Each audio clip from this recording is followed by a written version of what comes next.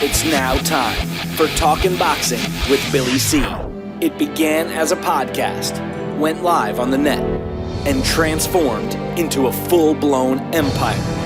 Across the web, on Fight Now TV, and on radio stations around the world. It's the only daily boxing talk radio show on the planet, hosted by the only guy with the balls to do it. Many have stepped into the ring. Many have tried to take the belt. And one by one, they've fallen. Another victim of the undisputed heavyweight champion of boxing talk radio. Talkin' Boxing with Billy C is on now. My style is impetuous, my defense is impregnable, and I'm just ferocious. I want your heart.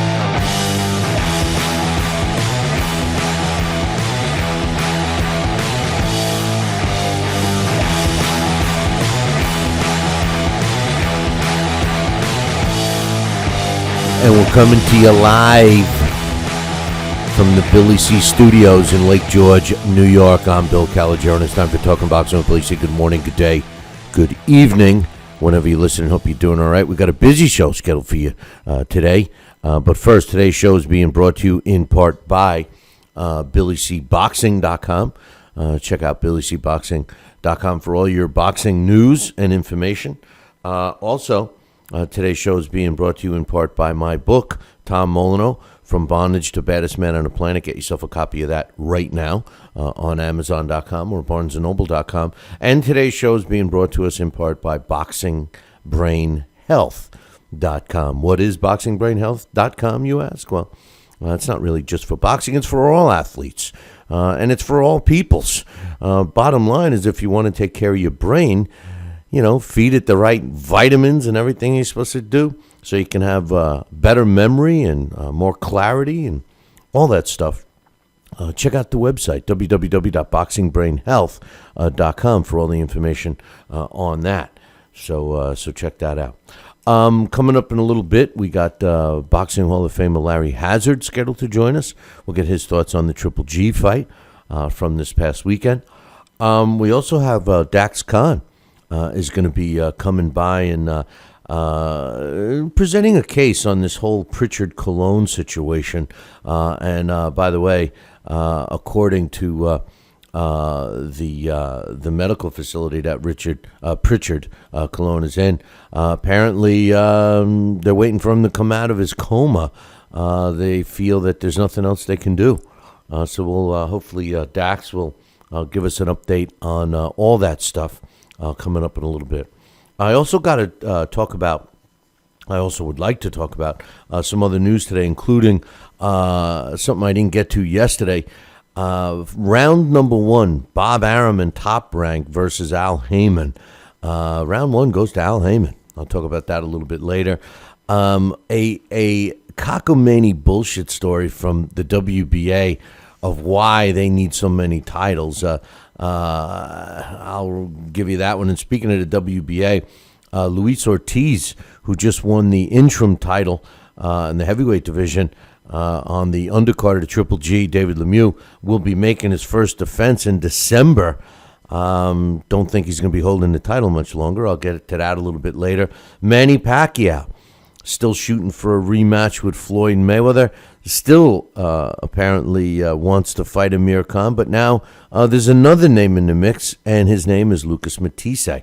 We'll talk about that. Bermain Stavern looking to come back in a couple of weeks.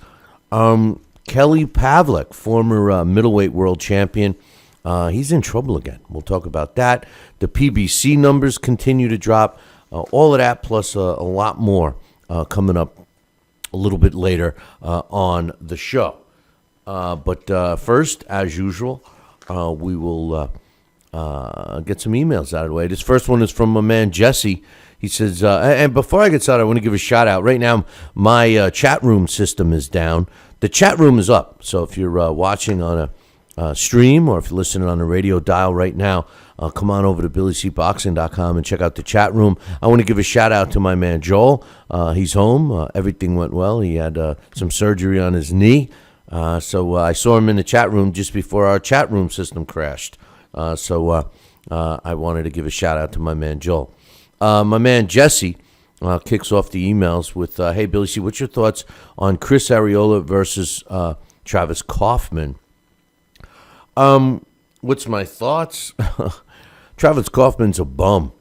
And, Chris Arreola has been struggling with this level fighter. You never know. It's a great opportunity for Kaufman. I think it should be an easy win for Arreola, but you never know. I'd like to see it.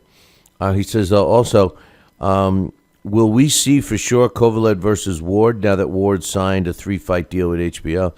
I don't know.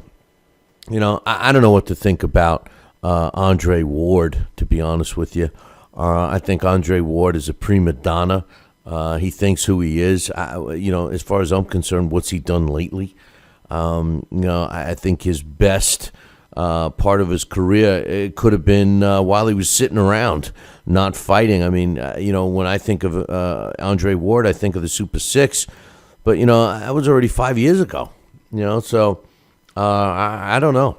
I mean, if we're supposed to think that Andre Ward hasn't missed a beat, I disagree. I think Triple G beats the shit out of him, and I think Kovalev beats the shit out of him. So, I mean, there's two guys right there that I don't think Andre Ward has a chance against, but that's my opinion. He says, what's your thoughts on Baby Terrell Miller versus Muralimov? Should be a good one. Should Jarrell step up after this fight against guys like Franklin Lawrence? Yaya Lawrence, what's happened to him? I haven't even heard him fight lately. Aaron Green, Joey DeWedgeko, that's a step up, or Derek Rossi. First of all, Jarrell Miller better worry about getting past Muralimov on this weekend, because I think he's going to have his hands full. Jarrell Miller is a typical coddled fighter who hasn't fought any real fighter yet, and I think this weekend will be a real fight for him. So we'll wait and see. As far as looking at Derek Rossi, or Derek Rossi's definitely a step up. DeWedgeko, I don't get it with this guy, but I don't know. We'll see. Let's see how he does. That's all I can say in this one. He says, what's your thoughts on Ibalai against Macumbi? That's a cruiserweight fight. I like that. I like that fight. Ibalai is a up and coming fighter, and Macumbi's a no joke fighter, in my opinion. So I like the fight if that could be made. He says, what's your thoughts on Mark Magsayo? It's funny, his name has come up recently a few times, and we've seen him climb the ladder in his division. I think he's the real deal. I think I'm very interested in seeing him, progress. So we'll wait and see what happens with him as time moves on. So, in any event. Thanks for the email, Jesse. I appreciate it. This next one is from Alex Mayweather. He says, hey, Billy C., my question is with Sergey Kovalev and Andre Ward. My question is, with Sergey Kovalev and Andre Ward set on a collision course, what's your predictions on that potential fight? I don't know if they're set on a collision course. I mean, I haven't really heard many people talk about this fight. Other than us. I mean, I haven't. Everybody else that I'm seeing that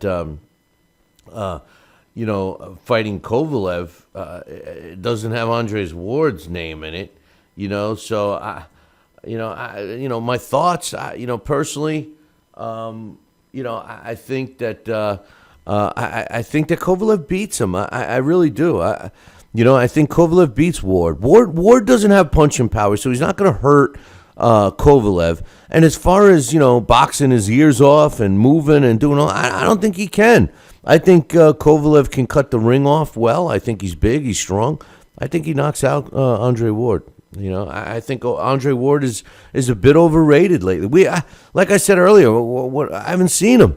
I don't know what to think of Andre Ward. If I was talking about this fight, 5 years ago when Andre Ward was hot and when he was busy and when he was fighting in a Super 6, maybe I'm saying something different. But right now, to be honest with you, if they got in the ring tomorrow, I'd lean towards Kovalev. Andre Ward has fought one time in 18 months, and he fought against a non-entity with an opponent, and he did what he was supposed to do with him. So we'll have to wait and see. Thanks for the email, Alex. I got another one here. This one, let me actually, I have two here. Devin from Bombay, India says, hey, Billy C, I'm really disappointed with Canelo saying Triple G has to come down to 155 to fight him. Triple G is the middleweight champion of the world. Canelo was a good young fighter, but he hasn't accomplished anything in the sport. I always thought this kid would be another Oscar De La Hoya. That is a Hall of Famer that would fight anybody regardless of winning and losing, but this is proving that Canelo is a little bitch. I guess the beatdown of Lemieux spooked Canelo. I don't think he takes the Triple G fight unless he's being held at gunpoint. This next email is also along the same lines. This first one I read was from Devin. This one's from my man Joel. He says, welcome back. You welcome back too, Joel. I'm glad everything went well in the hospital. He says, do you feel the winner of Billy Joe Saunders versus Andy Lee could be the next potential opponent for Triple G?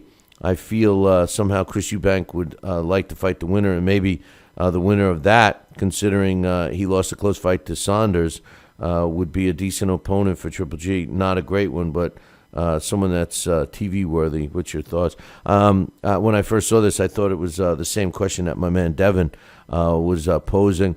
I think that the Billy Joe Saunders Andy Lee winner could definitely be a future opponent for Triple G. I don't hear either one of those guys demanding anything other than just fighting him. So I know Andy Lee would fight him in a heartbeat. So we'll have to wait and see. As far as Chris Eubank is concerned, he's already called out Triple G. He's got 2 fights scheduled, including the one this weekend. So, I don't know. I don't know about him. But we got to start figuring out somebody to fight Triple G. That's for sure. It seems like several or most of the middleweights don't want any part of him. Now, back to Devin's email about Triple G and Saul Canelo Alvarez. First of all, I want to say this, and then I'm going to take a short break and come back and finish my thought. The WBC, the one thing I noticed in the Triple G fight against David Lemieux was that Suleiman, the new Suleiman that's running the WBC, was up in that ring hugging and kissing Triple G like they were long-lost relatives, okay? The WBC likes to align themselves with the best possible fighters that are out there today. And obviously Triple G is one of the best fighters that are out there today.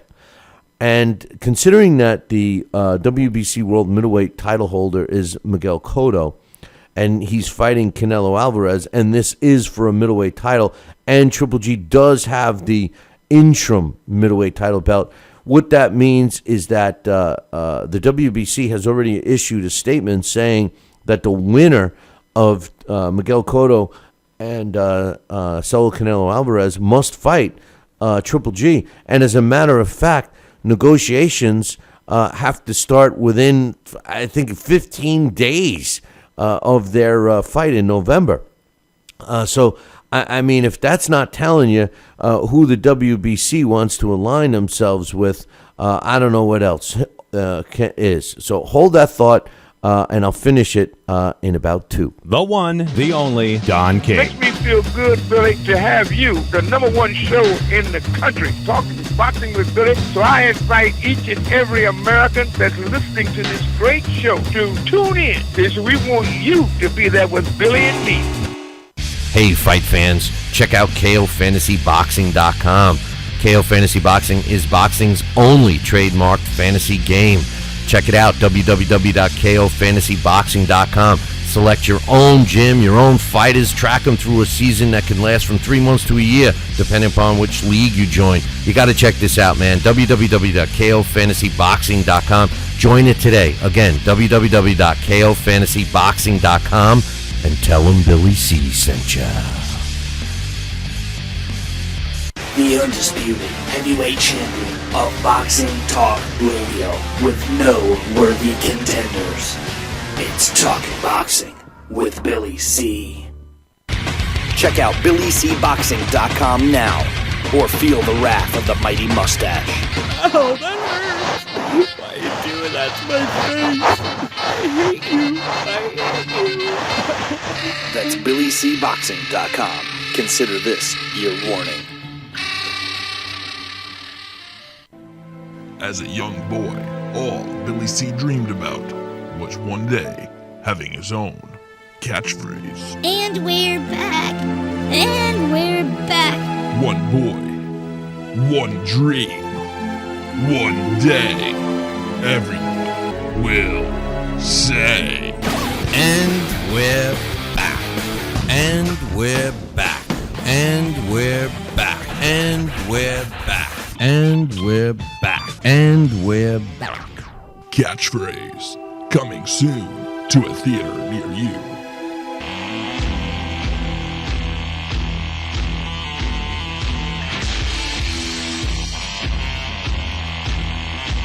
And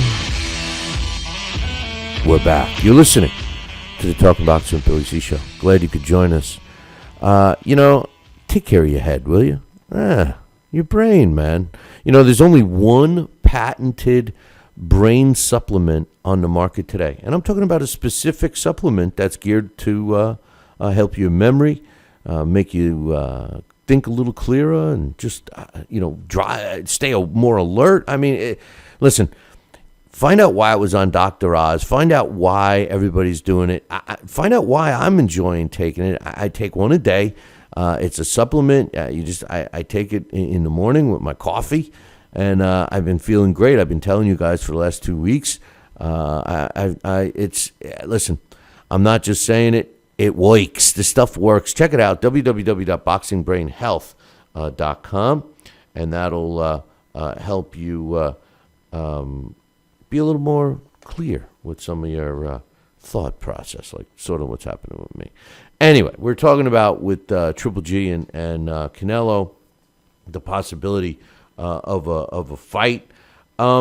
Here's the thing. Apparently, Triple G is the mandatory for the winner of Cotto Canelo. This has been ordered by the WBC. According to the WBC, the winner of the Cotto Alvarez fight has to commit to a fight within 15 days with Triple G. Otherwise, the WBC has already made a clear statement that they're going to be stripping the title holder. So, it seems like it's a pretty cut and dry situation. Now, Canelo says he'll fight Triple G, but he doesn't want to fight him at 160 pounds. He says he'll fight him at 155. He says, I don't run from anybody. He says, what I will do is I'll never give weight advantages. I learned my lesson. That was the first thing I learned from my loss to Floyd, not to give anyone any weight advantages, neither more nor less. So if he wants to fight me, then let him come down to 155, and I'll fight him whatever day he wants. I find this nauseating. Canelo, it surprises me too, because Canelo is an example of a fighter that seems to be willing to fight anybody who's put in front of him. First of all, I don't think maybe he's just uptight that they're asking him about this fight right now. He didn't even finish his fight with Cotto yet. It bothers me to begin with that Cotto and Canelo are even fighting at 155 pounds for the world middleweight title. I think that's ludicrous, that there's actually a weight limit on that fight. What I do think is I think that if you're going to fight for a title in a specific weight class, that weight limit is what it is. So in other words, you're fighting a middleweight world title. The limit is 160. If you want to come in at 155, that's your choice. And I don't have a problem with that. If you feel that you can't fight a guy that's 160 pounds and you're, 155, you're talking about a 5-pound difference. If you can't perform, if you feel you can't fight that guy, well, then you shouldn't be in the ring. These catch weights are ridiculous. We have so many weight classes to begin with, and then to have a catch weight within a weight class. I mean, let's be real. The junior middleweight limit is 154. So in a sense, these guys, just to fight for the title, are fighting 1 pound over the junior middleweight limit. If these are two junior middleweights, then what the hell are they fighting for a world middleweight title for? And who the hell is Canelo to give the ultimatums to Triple G? What bothers me about everybody with Triple G is they make it sound like this guy's a monster. I was talking to a buddy of mine who he's a marginal boxing fan. He says, "Oh man, I heard about the Triple G." He didn't even see the fight. He said, "I heard about the Triple G fight. Oh, I heard he's a monster. I heard he walks around at 180 pounds." I go, "What?" I go, I'm so sick of these people making these statements. I mean, Triple G is not a big middleweight. Look at Iran Barkley. Want to see a big middleweight? Go back and look at some footage of Iran the Blade Barkley. Go look at Marvin Hagler. Look at these guys. Even Andy Lee is bigger than him. Peter Quillen is a big middleweight. These are big guys. These are middleweight. When you look at Triple G, he's not big. He's got Floyd Mayweather is 5'8". Triple G is 5'9". He's got an inch in height over him. But his body, his build, isn't even as muscular as Floyd's, and we saw that against Lemieux. David Lemieux's legs were bigger, his back was bigger. He was slightly shorter, but I'm sorry, man. He's not a big middleweight. So I think it's ridiculous. But with that said, I don't think he would have a problem going to 155. My problem isn't that. My problem is if you're fighting for a middleweight world title, the middleweight limit is 160. So anybody that steps in the ring should be allowed to weigh in at 160. And I got news for you. I doubt the WBC is going to make any consolation for the winner of Cotto Canelo versus getting Triple G to be wearing one of their belts. I'm sorry. I just don't think so.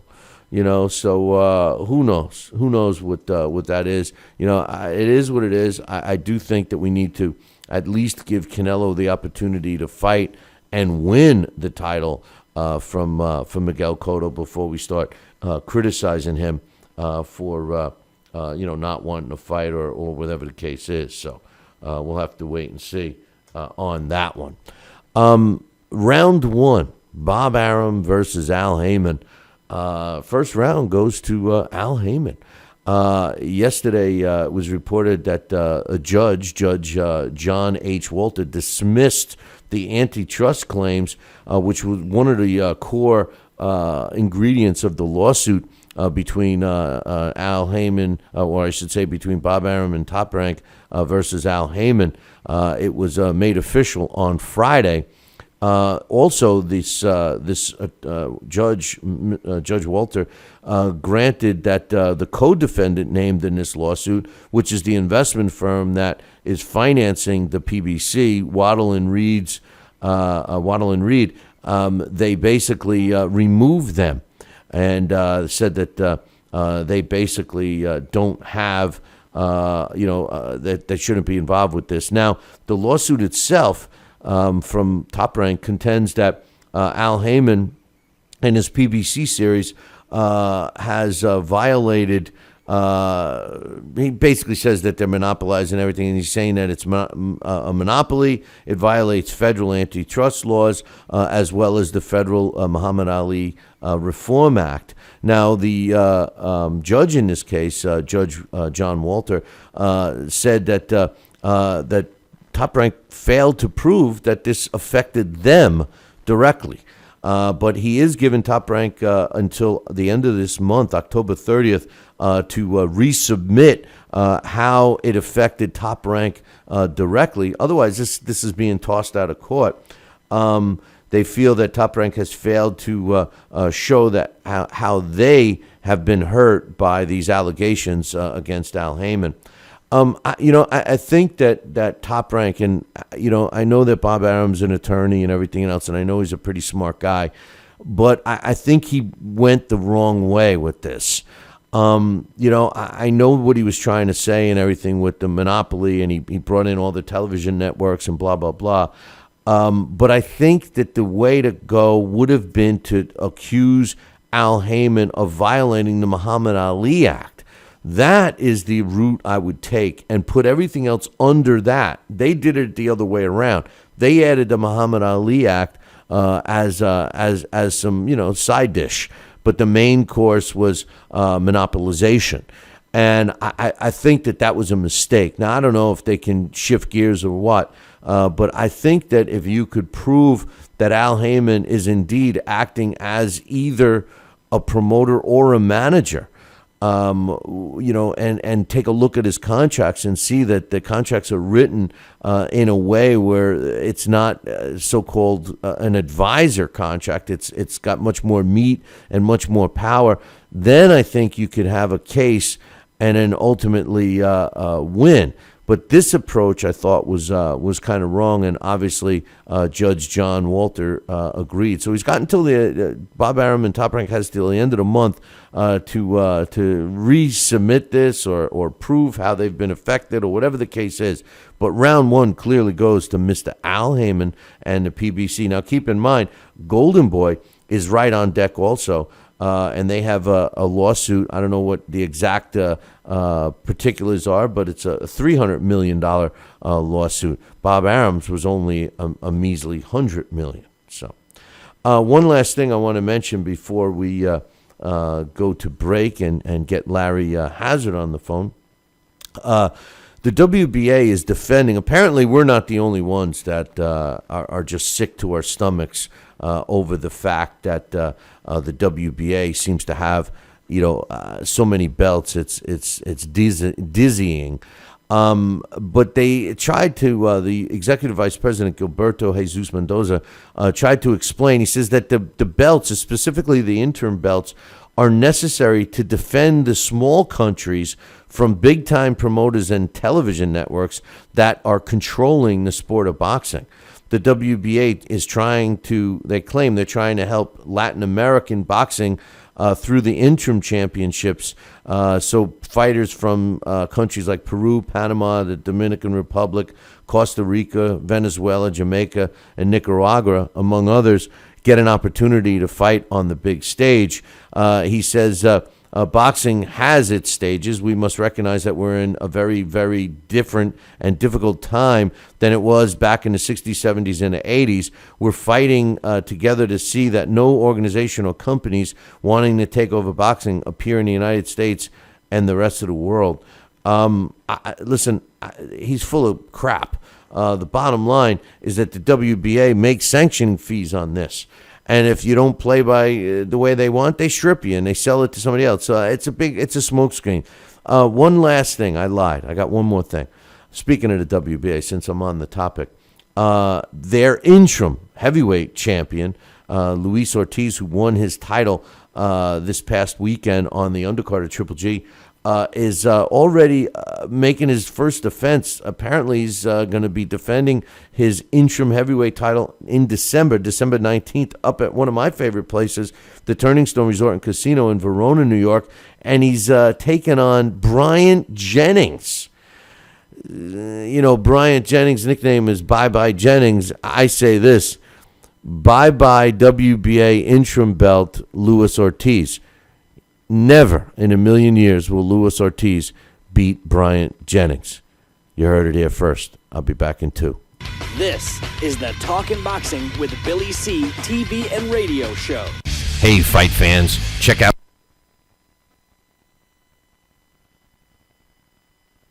And we're back from a short break because apparently we're still having some issues with our sound computer, so I apologize for that. So today's show is being brought to us in part by my book, Tom Molyneux, From Bondage to Baddest Man on the Planet. So you get yourself a copy of that as soon as you can. Now, if you're looking to get a signed copy, visit our website, www.billycboxing.com, and click on the book club section, and you can get yourself a copy there. And follow the directions, and you'll get you'll be able to get a signed copy. Now, if you're looking just to get a copy of the book, you could do that right now as we speak by visiting www.amazon.com, or even you can go up to barnesandnoble.com as well.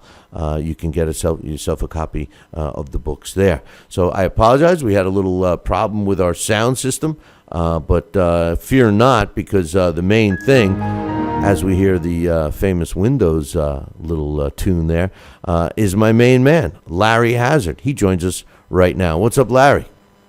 Hey, Billy. How you doing? I'm doing better than my sound system. You know, it's been giving me all kinds of trouble yesterday and today. But, hey, the show goes on, my man. The show goes on. So, speaking of which, we got to see some pretty good fights this past weekend. I wanted to get your thoughts on Triple G against David Lemieux. I thought it lived up to what it did. I thought that Triple G put on a clinic. I thought he surgically dismantled Lemieux. I loved it. I think that this guy lived up to the billing, and if there's people that are watching him and they're not going to give him credit, I don't know what this guy has to do. What do you think of the fight, Lemieux's performance, the whole nine? I thought it was what I expected. It was a proverbial beatdown, man. I mean, Triple G is the real deal. And I also thought that Chocolito did a great job.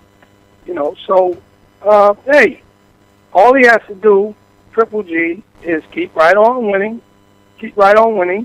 And he'll sit and wait now to see what happens between Canelo and Cotto. That looks like the next big one for him.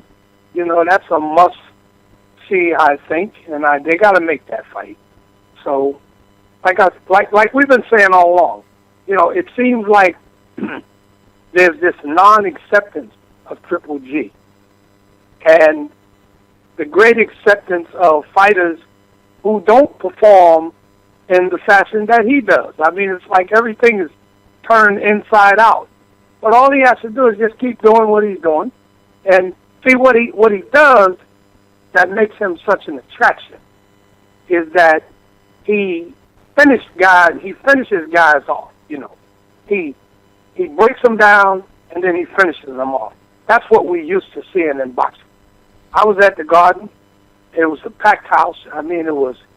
I felt like, you remember when Roberto Duran fought Davey Moore at the Garden?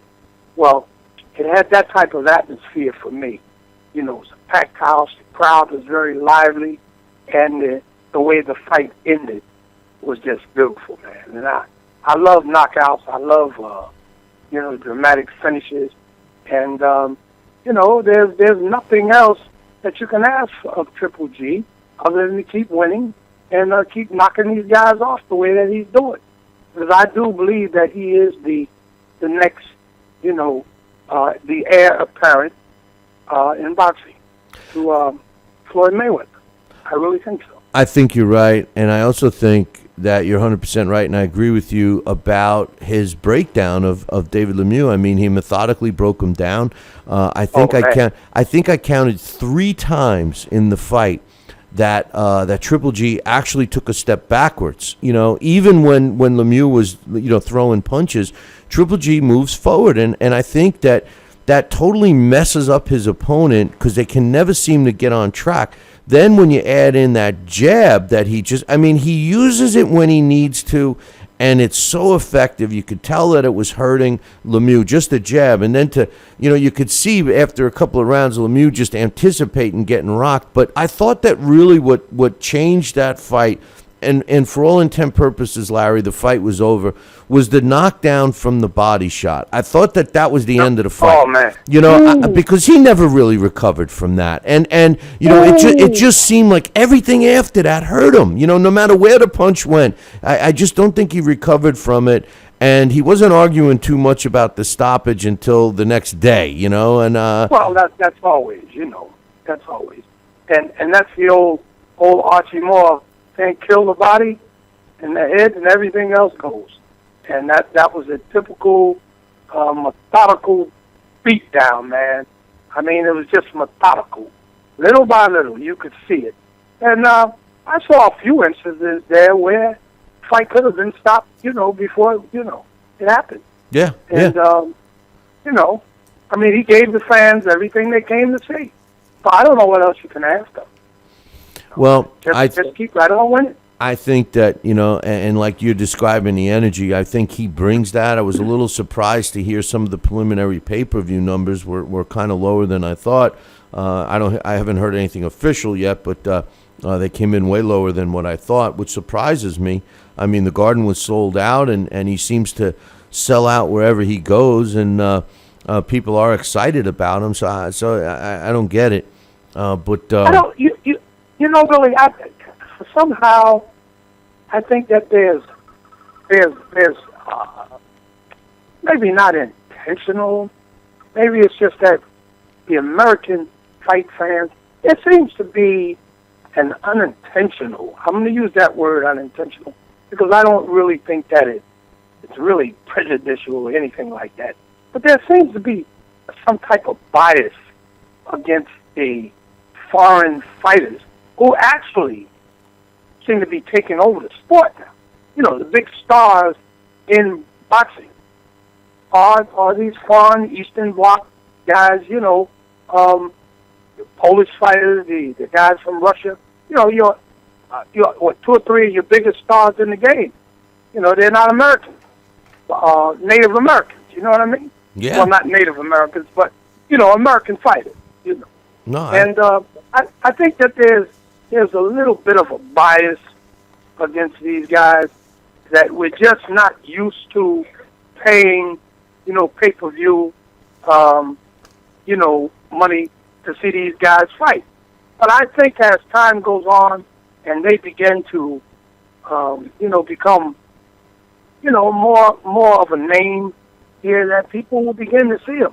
I mean, I would pay to see, you know, even though I was there, I would have no problem with paying whatever, $50, $60 to see Triple G fight, because I know that I'm going to get my money's worth. Right. You know, I'm a pure boxing fan, and that's, you know, that's the way I look at it, man. Wherever I see the talent and I see the excitement, and I like to see guys break the fighter down and then take him out. Either stop him or take him out. That's the name of the game. Exactly. To me, that's the science. That's the science of boxing. You're right. And he does it in an exciting, entertaining way. You know, a lot of people that don't know just think he's this knockout killer puncher, and he's not. He breaks down his opponent. You know, he's fun to watch. You know, the only hole in his game that I see is a little defense. He does take shots. Defense, yeah. But the guy doesn't seem to be effective. We were always wondering. We were always saying, he hasn't really taken a shot from a big puncher. Well, he took some shots from Lemieux on Saturday. Lemieux's a big puncher. Yes, Lemieux is known as a big puncher in that division. He's a big puncher. And he didn't affect Triple G much. And speaking of Lemieux, you know, I give Lemieux a lot of credit for taking this fight. And to be honest with you, Larry, I don't think that his value drops at all. As a matter of fact, I think he pretty much stays where he is. I think he picks right up where he left off. And I wouldn't be surprised if those two paths cross again someday. Well, that's what happens. And I hope this message, you know, at some point really permeates the minds of some of these up-and-coming kids, these younger fighters coming up, is that if you lose to somebody, then your value doesn't drop. Your value stays. But if you lose to a bum, then of course your value is going to drop. Right. So I say that to say that a loss, 1 loss, 2 losses, or 3 losses against top-rate fighters, okay, doesn't really drop your value as long as you continue to win your share. Because, again, I point to history. You look at some of the greatest fighters ever in the sport of boxing, they had losses on their records, yet they Hall of Famers. You know what I'm saying? Yep. So, no, I don't think Lemieux's value drops anywhere. I mean, he fought the best there was. So, hopefully he'll learn from it. That's what you hope to get from those type of losses. Maybe it'll make him a better fighter. But I don't think his value drops at all. Now, one more thing before we move on to Gonzalez. I couldn't help but noticing the Suleiman hugging and kissing Triple G in the ring. I thought they were long-lost relatives, but it appears that the ruling has come out from the WBC that the winner of Cotto Canelo actually only has 15 days to start negotiations with a fight with Triple G. Otherwise, they're going to be stripped of the title. And it came out in the news today that Canelo and Cotto has already said it before, that if they have to fight Triple G, they want to fight at 155. I think that's ridiculous, Larry. It's a middleweight title. Yes, technically 155 pounds is a middleweight, but I think that if you're fighting for a title, whether it's middleweight or light heavyweight or welterweight, that you're able, at that weight. Well, you're allowed to go into that weight limit. If you feel more comfortable to fight at 155, let's say he can do that. Let him come in. I mean, there was times when Floyd would come in a little lighter. He liked to feel, he wanted to feel it at his best performance weight. Right. It doesn't matter. Right. So as long as you don't come over, as long as you don't go over the weight. Exactly. Okay? And the point is that they're trying to get an advantage, thinking that the true middleweight is gonna dry out and not be able to. But I don't think that that's right. I don't think that. I think we have so many effing titles as it is. How can we operate in a sense where you have junior middleweights fighting 1 pound over the junior middleweight limit, and then forcing legitimate middleweight fighters to fight at 155? I don't get it. What's your thoughts? Well, once again, that's why we're old school and we understand the game, and that's why we agree on most of these things. The fact of the matter is that I blame some of the blame I put on the sanctioning organizations, and somewhere in 20th century and now 21st century boxing, this invention of these catchweights. You heard that before? These catchweights.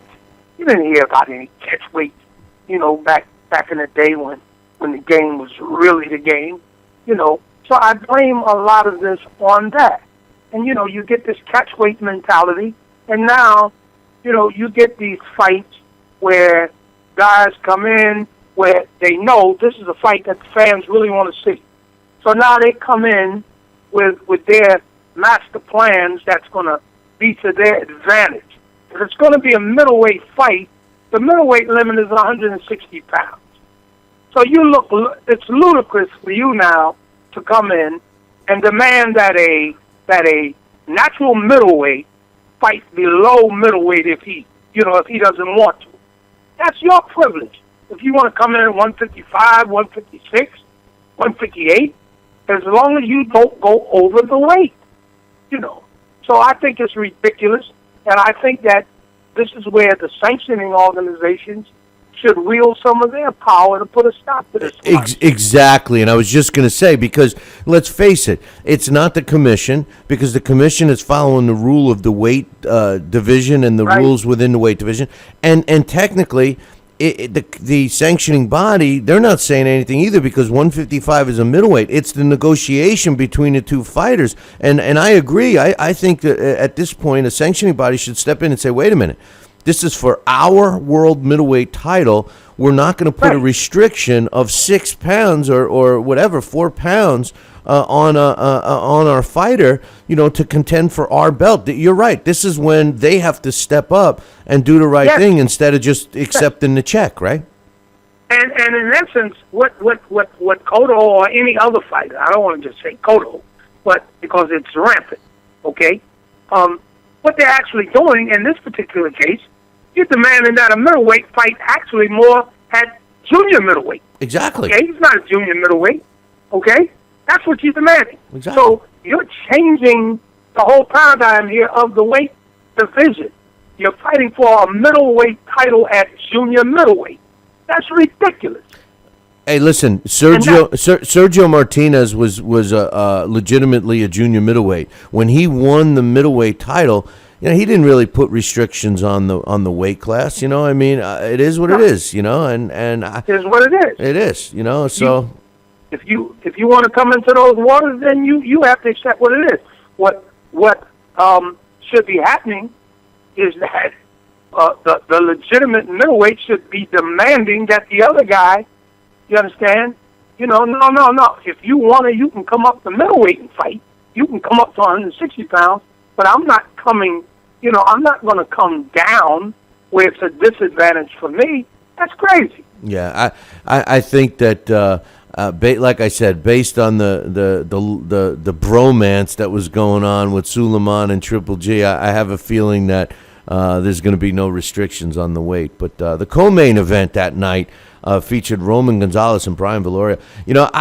I loved both of these fights. I knew who I was leaning towards with the winner, but both opponents, Lemieux and Brian Viloria, were live underdogs. They were both, very, very good opposition, especially Brian Viloria. I thought this was a big test for Gonzalez, and I tell you, talk about a young kid, and he's a young kid.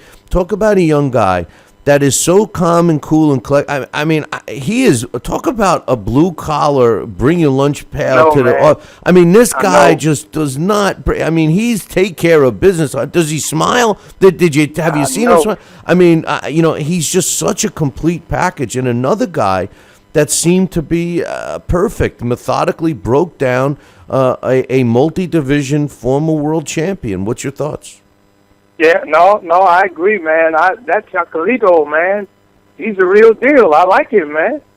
He's cold business. And, he's talented. You see, he's got the skills. And, hey, I mean, there's guys, these are the fighters of the future, and I was very impressed. I was impressed with that card. And that weekend, man, was just a fantastic fight weekend. I saw a lot of talent out there, man. I said, well, if this is the future of boxing, we're sitting on the right path, But I thought Gonzalez, that was an excellent pay-per-view. And I was saying to a couple of guys I was with, we were at the Garden, and I was saying, I said, now, see, this is the type of stuff that you don't mind paying the dollars for if we were at home. Right. You know what I mean? Yeah. This is the type of stuff here that I could, because I like to be at home, man, for these fights, big fights like that. So when the fight is off, I turn the TV off and I go right to bed. Right. But, I was at the Garden and that came to mind. I said, see, these are the type of fights that I like to be sitting at home in the theater, and just kick back, man, watching it, enjoying it. Don't mind paying $65, $50, or whatever. Okay? What a big difference from that crap that we've been so used to the last couple of years. It was just an exciting. It was an exciting evening, and I enjoyed it to no end, man. When you were sitting back nodding out at the Garden and you leaned forward and you say, hey, can you turn down the TV? The guy looked at you like, what the hell are you talking about? You realized that you weren't home, right? You were like, oh, geez, I'm at the Garden, But anyway, some great fights. There's no question about that. But speak about some upsets earlier in the week. Devon Alexander, what has happened to him? They hand him a fight that he's supposed to get back on track against. No disrespect to Aaron Martinez, but Devon Alexander was a top. I mean, he was a top fighter, and he loses this fight. Is it a mental thing with him? Do you think? I mean, what's going on? I mean, he showed he had the skill at one time. He didn't change trainers, did he? No. You know what? He's with one of. No, I don't think he has. He's with Cunningham, a guy named Cunningham. Yeah, he's with Cunningham. He's a former cop from St. Louis. Yeah, he's with Cunningham. Right. And he's a very good trainer. You know, I wasn't sure if that was Cunningham in the corner. Yeah, he's been with him for a while. He's been with him. Well, you know, Billy, it's like anything else, man. I've been watching Devon Alexander in his last few fights, and I was saying, well, you know, I think he's reached his limit, and you know, it just happens. I don't think he's got it anymore. This was supposed to be his, you know, his comeback, you know, and I mean, you know, he was just out of it, man. You know, it happened. So, you know, they'll probably give him one more shot, and if he doesn't win, you know, that's it. You know, maybe he'll move on and find something else to do. But I was never, ever that excited about him anyway, you know, but he seems to have lost it all, you know. Yeah, he definitely lost something, right? I mean, well, he never was, in my opinion, he never was that devastating, you know. I never had that much appreciation for his talents. I mean, he was just a step above a club fighter, in my opinion. Okay? And it seemed to be proving itself out. You know, this kid that he's fighting wasn't that great. It was supposed to be a fight that he was supposed to come back and win and get back on track. So he couldn't pass the test. And so maybe he'll see the handwriting on the wall and move on to something else. Hey, did you get my email today? No, I didn't. Oh, okay. All right. Well, then I'm not going to get into it because I wanted to talk to you about something, but I wanted to clear it with you first. So we'll wait till next time. But let me ask you. Okay. Well, you know, I mean, in any event, let me ask you this: the lawsuit between Bob Arum and Top Rank against Al Haymon. The first round goes to Al Haymon. They threw out his first round. Yeah, the monopolization part and all of this. The judge has ruled that Top Rank has not been able to prove that it has affected them in any way, which it makes sense. I mean, you know, if you're bringing up a lawsuit, you got to show that it affected you. It doesn't matter what somebody's doing in theory. But my thought on this was that maybe they approached the wrong thing. You know, he was focusing on monopolization and TV networks and blah, blah, blah. And as a side note, they mentioned the Muhammad Ali Act.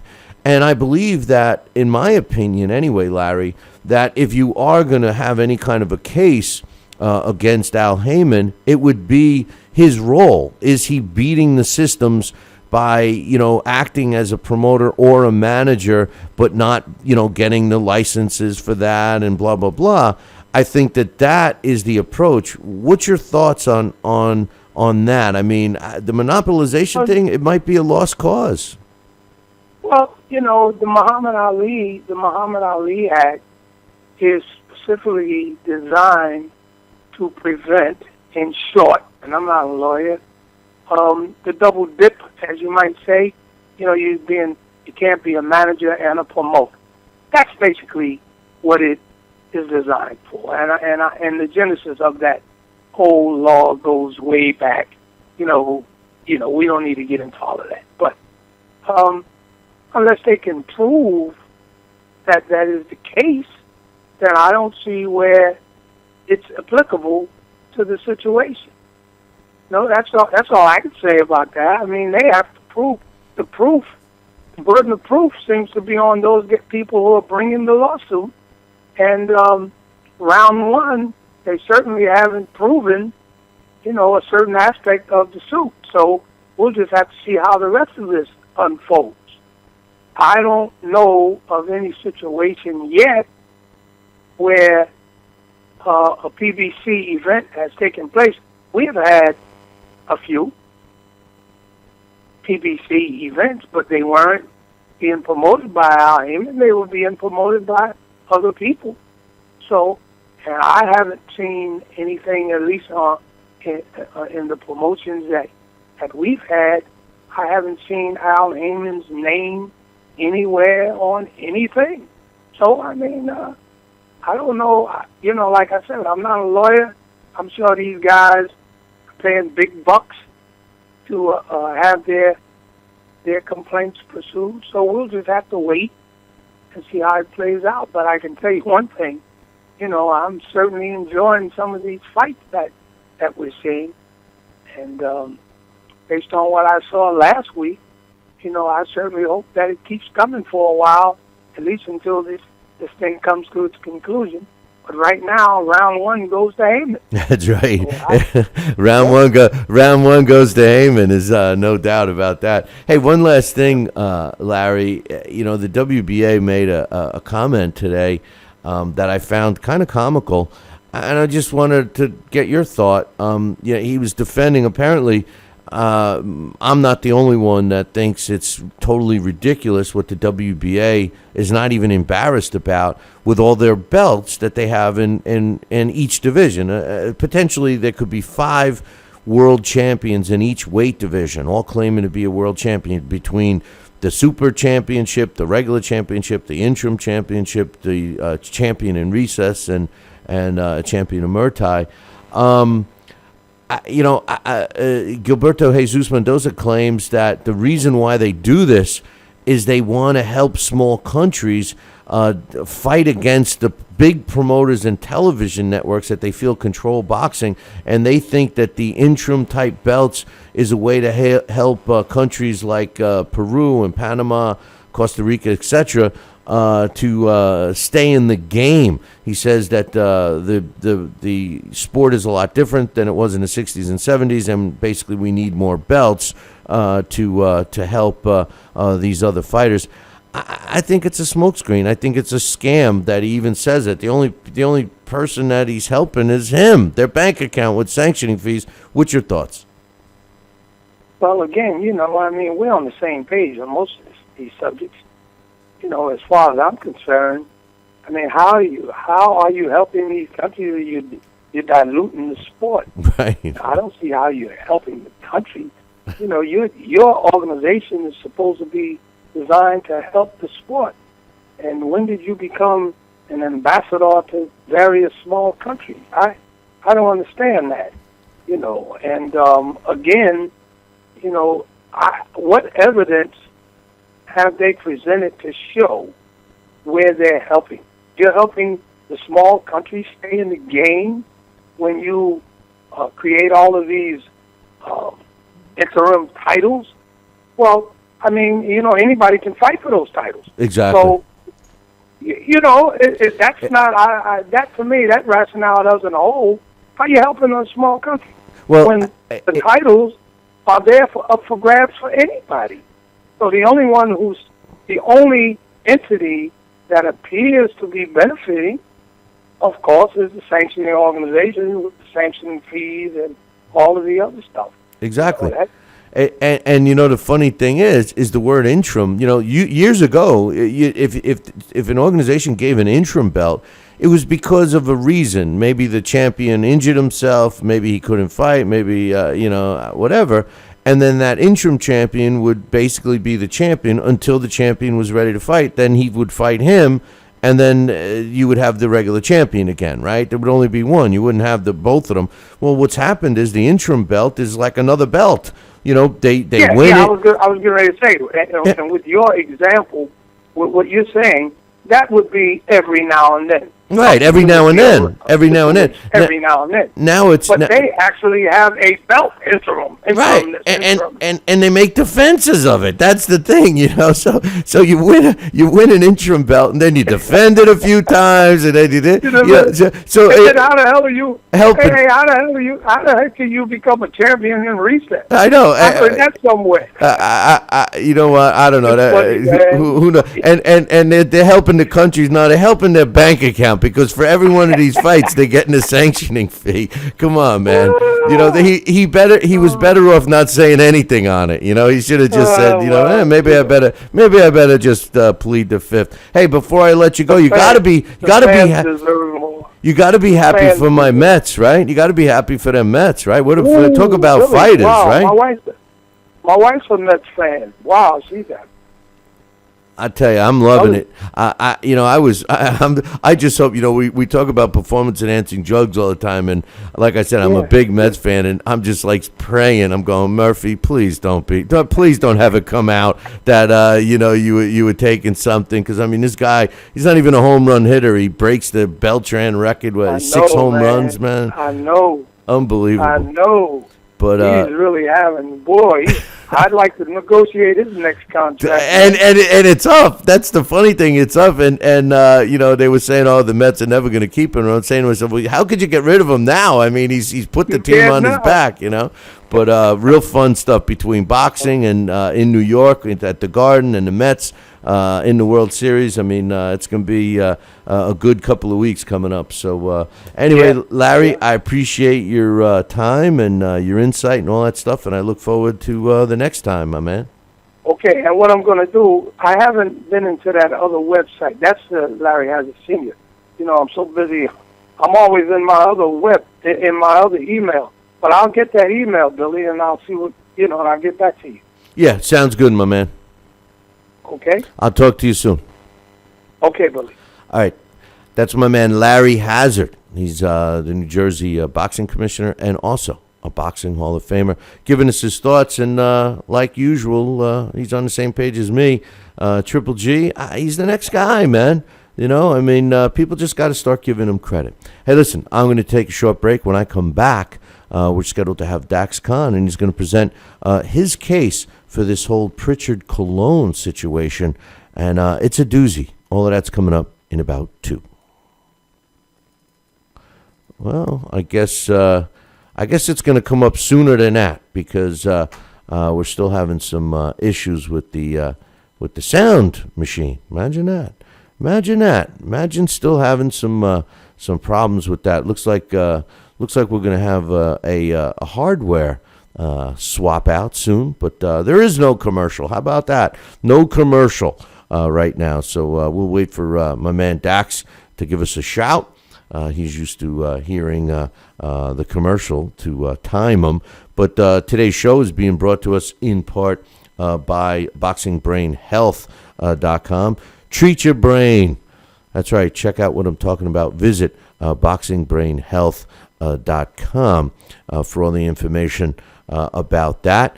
And if you want to think a little clearer and be on the right path of taking care of your brain the way you take care of the rest of your body, see what I'm talking about by visiting www.boxingbrainhealth.com. And joining us right now is my man Dax Khan. What's up, Dax? What's going on, Bill? How's everybody doing today?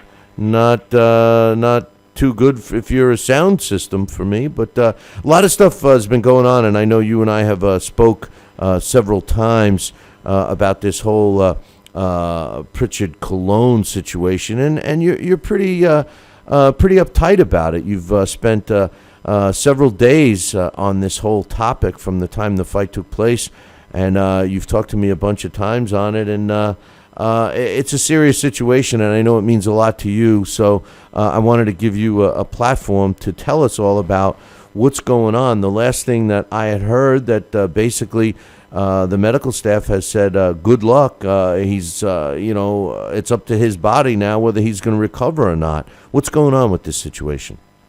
The good news on that is, Ricardo Colon Melendez, Pritchard's brother, stated that today the doctor in charge, gave the green light. They took him off the sedation completely. They dropped the sedation from 4 to a 2. They're going to monitor his results, and now they're just hoping that he wakes up, and that's where he stands right now. But, in terms of the situation, Bill, this is an unfortunate affair for so many reasons. This didn't only affect the life of a 23-year-old Pritchard Colon, but, an entire sport and community of boxing fans, I felt this across the country. This unfolded in front of us. Pritchard's, a well-liked young fighter, always classy, walks around with a smile on his face, always wearing a KO autism shirt, cause that he feels strongly about. The night of the fight, he was wearing a Golo on the back of his trunks in remembrance of Juan Golo Gomez, who passed away last month after a long illness, the cousin of Felix Trinidad. This is also an incident that could have been avoided. fights get rough, Bill. They get out of hand at times. We see bizarre things happen in boxing. For as much real as it is, there's an alternate universe at times. We see fights. People fly into the rings on parachutes. They dive out of the rings. Guys go through ropes. They enter rings on a horse. Boxing, it is part of the show. It's part of the entertainment. Between the ropes, though, is real. This wasn't a single blow. It wasn't an accident. The whole sole purpose of a fight is, for guys to build a legacy and a future of themselves. Everybody has a dream of becoming a champion. Both Joseph Cooper and Terrell Williams, even though Williams has not publicly said he's sorry, and he might have been, but you know what? They both have a history of incidents that have affected other fighters, and the fact that they're allowed still to go into the sport on a regular basis, it's criminal, and it's sickening. I broke this fight down, Bill, round by round, all the fouls, the incompetence. I've spoken with the Virginia Commission, even as recently as today, where everything went wrong, why the fight ever took place in the first place. Keep in mind, when I break this fight down, everybody was listening. I watched this fight 5 times, and then I watched it 3 times in slow motion. I counted the fouls, the moment they happened, the looks on the face of Terrell Williams, the position of Joseph Cooper, where he was when fouls happened, when he was out of place, the words of the announce team, Marv Albert, Ray Leonard, B.J. Flores, the doctor. Unaudible comments have been passed on to me by people who were ringside when they learned I'd be coming on to this. And then after that, I think, we'll talk a little bit about the history of Joseph Cooper, Terrell Williams, and what Virginia intends to do about this situation. Now, I know that this is beyond obviously the injury itself. You're basically what you're going to get to is that you think that this could have been prevented. This could have been prevented. As a matter of fact, both Joseph Cooper and Terrell Williams, people should have taken a better look at them before this fight, long before this fight. And we'll start out with the night of the fight. The fight started in the first round with Pritchard Colon. He was landing combinations on Williams. Williams was landing an occasional counter. In the first 30 seconds, it appeared on Williams' face to me, he was not happy with what was going on already. He seemed to already know that he was fighting an uphill battle because Pritchard looked very good. And this is an important thing to keep in mind because of the comments and actions of how the fight progressed. At 50 seconds into the round would be the first foul. Just prior to the foul, Williams looked at Cooper, after he gets caught with that one hook, and you see he's not appreciating what's going on, and he gestures he's fouled. It was a clean punch from Pritchard Colon. Williams also seems to get a little bit of a smirk on his face, when he complained at Cooper, almost like he had him on the hook. He knew he was going to be able to play his cards. At the 8-second mark, Williams directly at Colon's head while pinning his arm he was pinning his right arm with his left arm, and he was looking for openings, and he landed his second foul. At the end of the round, the PBC crew would acknowledge the blow, but then state, I don't think it was intentional. At no point in time, Bill, did anybody address the antics by Williams or the fact he complained about the clean blow, yet they had, later on in the fight, made references to things that Pritchard Colon did. And the second round, there was 2 fouls in that round. Round 2, at 2:45, Colon lands a flurry. Williams spins, goes behind him, looks directly at the back of the head of Pritchard Colon. Colon has his glove up there. There's, in a prime spot. There's no open spot. So Williams didn't throw at that time. I stress it was obvious because you see where the eyes land. During the whole fight, the eyes go to the same place. He focuses on that head. At the 1:40 and 30-second mark, Williams lands behind the head. A low blows lands at the 20-second mark. Still, no call by referee Joe Cooper, who's seen this several times. His eyes were right on it. That's 3 fouls in the second round. Round 3, at the 2:20, after a clinch, Colon is bent over. He extends his hands outwards as if to say, let us up, wait for the ref to break him up. Williams throws kidney shots. At the 1:56 mark, Colon misses a hook. Williams steps aside, lands to the back of the head. That will be the first time Colon goes down. Cooper makes the slip. No call on Terrell Williams. Another kidney shot is landed at the 1:25 mark in the clinch by Williams. At 1:03 in the clinch, you see Williams look directly at the back of Colon's head with no clean shots available. Williams sees it, waits for the ref to break, but again, focuses on the back of the head. The 24-second mark in the clinch, Williams throws a short hook followed by the elbow in the back of the drawer. That's 4 rounds in the third. That one, I have to say, Joe Cooper was not in position. At 150, Williams is bent over. Colon is leaning on him a bit. Instinctively, you can see Williams attempting to throw over the back of Pritchard Colon's shoulder. At 135, there's an unintentional blow by Williams. One of the very few unintentional blows. At the 125 mark, 2 intentional blows are landed with Joseph Cooper looking directly at them. 106, you hear Sugar Ray Leonard stating clearly, Williams is looking frustrated in reference to the look on the face and the antics of Terrell Williams having to deal with the boxing ability of Pritchard Colon. At the 1 minute mark, a headlock ensues, the fights get sloppy. Cooper, instead of asserting his authority, says, let's go to work. At the 14-second mark, another shot by Williams lands behind the ear of Colon. There's 3 fouls in the 4th round. Round 5, at 2:08, an intentional punch to the back of the head landed by Williams. Still is another punch behind the head. Unintentional, but Cooper was there. The 2 minute mark, fighting close. Colon lets loose an uppercut. May or not been intentional, straight low. We don't know. This would be the first and only low blow and anything that could be considered a foul by Pritchard Colon. Williams plays this up to the referee. He rolls on the floor. He gets up, starts cursing, acting belligerent. He looks over at Colon after he's directed to a neutral corner. There's about 9 seconds go by after he gets up, and then all of a sudden he dives on the mat. He's rolling around occasionally. You see him glance over at Joseph Cooper. He's seemingly satisfied that Joseph Cooper is concentrating on Colon, looking for a reason to sit there and take a point. Williams gets up, amazingly recovered as soon as he sees Joseph Cooper over there admonishing Pritchard Colon. He recovers instantly, Bill. Williams, after he is up, starts making gestures toward the crowd. He's making throat-slit gestures towards Colon. He's screaming at the crowd. It was just a tap, and he smiles. At this point, without warning, Cooper deducts 2 points from Colon. It was the first foul, as I stated, who even inquired to Joseph Cooper, what about the blows behind the head? This is something that Joseph Cooper said, which I have heard in other fights. You take care of that. Colon asks again, and then Joseph Cooper repeats, you take care of that. You know what I'm saying. And he points to Pritchard Colon as he says it. Cooper looks at Williams, says, don't retaliate. Then at the 29-second mark, another behind-the-head blow is landed. Cooper warns Williams half-heartedly, no authority, watch it more or less. P.J. Flores, at one point in time during the round, made a comment about the foul, stating, fighters are taught maybe to do something to gain time, slow the guy down. Question is, in those remarks, what was he talking about? Was he talking about the overreaction of Williams, who was rolling on the floor trying to buy time? Or was he talking about Pritchard Colon's blow? Either way, it was addressed, Bill. There's another foul, one foul by Colon, and the only one in that fight, another foul, and headshot by Williams, and a blown call by Cooper. There's another 2 rounds. Goosen in the corner tells Williams that Colon is looking for a way out. Round 6, the round begins with Flores talking about the 2-point deduction, how it was excessive.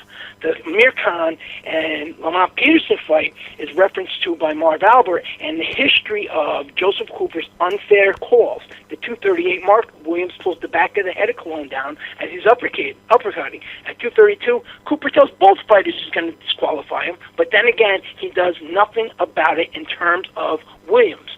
At the 208, Williams lands behind the ear. At the 157 mark, Williams bends over. Colon has a clear shot to the back of the head. He looked at it, sort of debated it. I would have too. Doesn't take it. Anytime the 2 fighters are tangled up to this point, Colon is the one that Cooper always speaks to. At the midway point of the 10-round distance, there were over 10 fouls by Williams, several unintentional hits behind the head, but they were all wrong, and Joseph Cooper seen more than less. This is when, Bill, we start noticing the body language of Pritchard Colon changing. When he comes into round 7, you see Pritchard Colon is not really steady on his feet. He's a little bit clumsy too.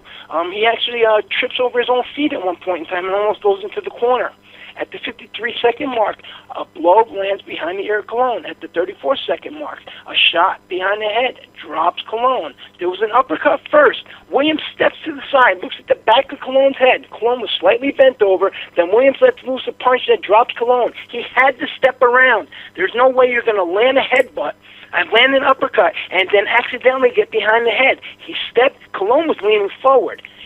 After this, Williams is sent to a neutral corner. He mocks Colon, and then he leaves the neutral corner as Joseph Cooper's looking at him. This is when Joe Goosen tells the referee, stop the fight.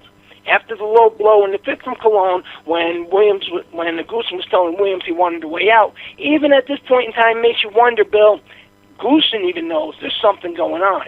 B.J. Flores states it was clearly illegal. Then the PBC team would change that to Williams' punch was in motion already.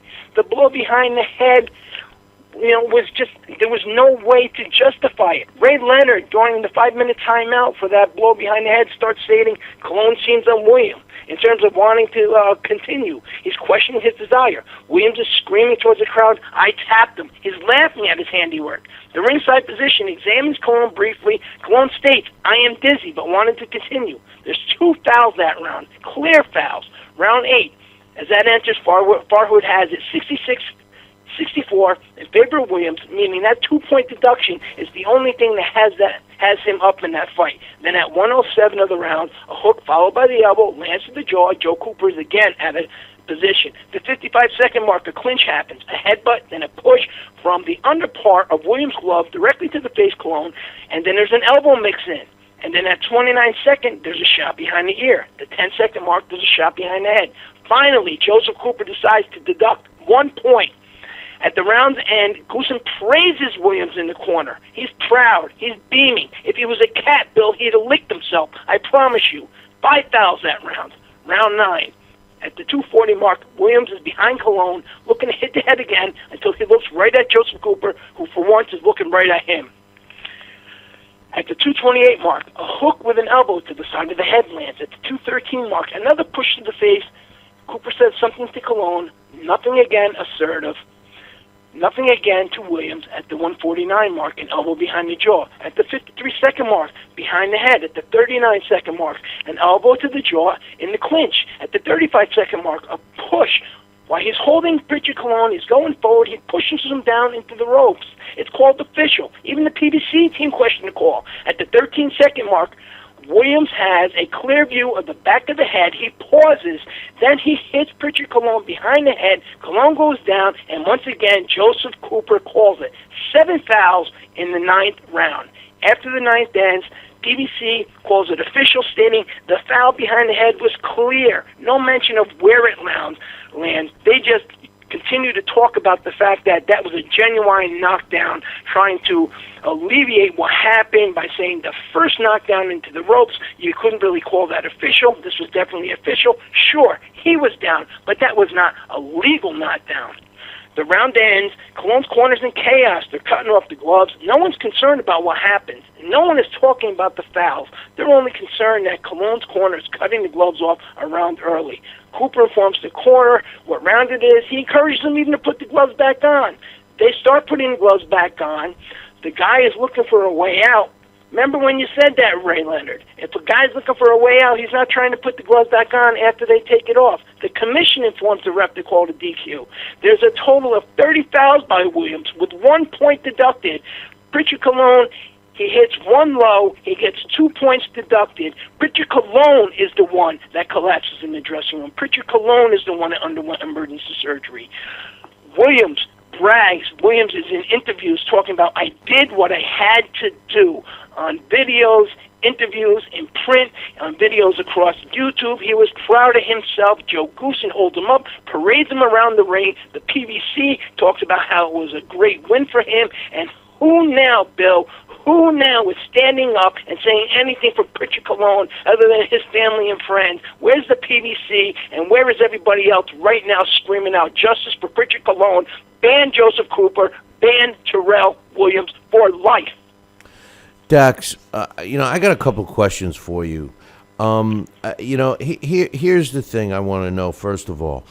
When we talked originally about this, I was under the impression, and now I think maybe I misunderstood you, but did Pritchard Colon's corner realize that there was something wrong with Colon, and that's why they were cutting the gloves off at the end of the 9th? Or was it indeed a mistake that they thought that was the 10th round? I mean, which was it? I think there was a little bit of chaos. I believe there was a little bit of panic. I wasn't in the corner. Nobody else was in the corner. Considering the situation, considering it was obvious, even when you're looking on TV, that, Pritchard, the body language changed on him.